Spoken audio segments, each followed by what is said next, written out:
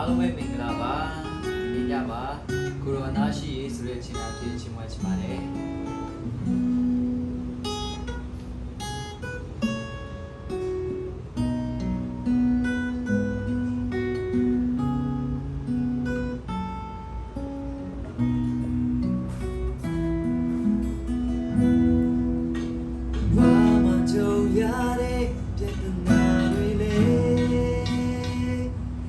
ချိန်တိုင်းအားလုံးပြီးသွားမယ်